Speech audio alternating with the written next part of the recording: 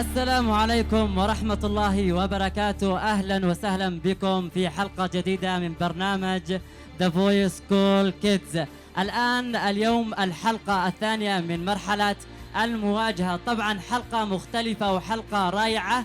طبعا ما بتكون رائعة إلا بتفاعلكم وكذلك بالمتسابقين وكذلك بلجنة التحكيم.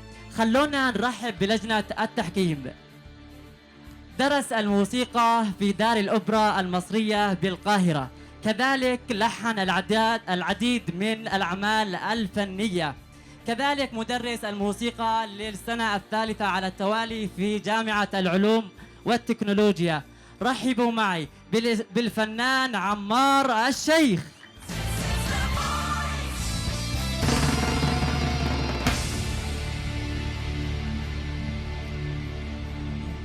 لديها مكانتها الخاصة في الإعلام اليمني، وكذلك ابتسامتها هي سر سعادتها. رحبوا معي بالإعلامية سماح الذبحاني.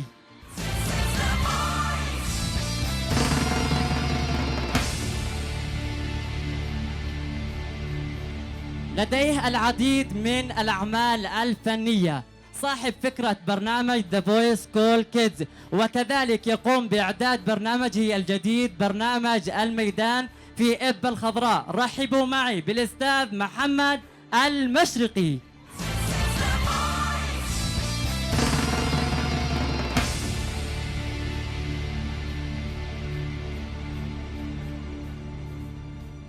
حبهم للموسيقى هو الذي جمعهم في هذا المكان، وكذلك ثقتهم بأنفسهم هي التي حررتهم من كل خوف. أهلا وسهلا بكم مرة أخرى في برنامج The Voice School Kids.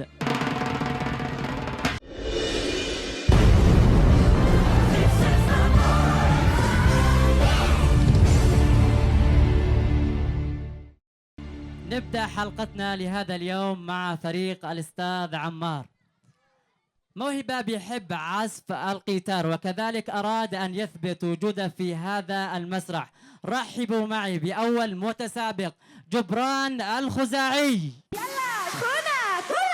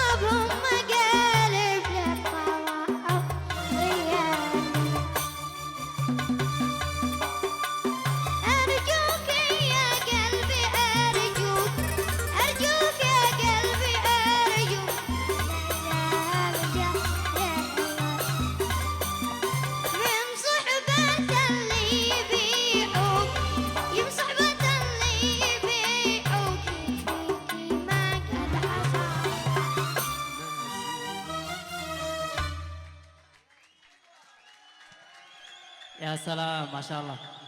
استاذ عمر رايك؟ اولا مساء الخير على الجميع، وبدايه حلوه انه اول مشترك ويؤدي بهذا القوه والحضور.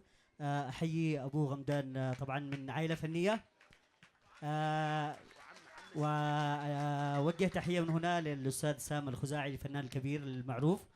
طبعا الاغنيه حلوه وادائك حلو، و انا مبسوط من الاداء. تمرن حلو، ومع انه الشحبه طبعا هذه هي مش مشحب لانه يغني كثير. الشحبه هذه يتمرنوا عليها ناس كثير، فهذه الشحبه هي اللي ميزته على المشتركين.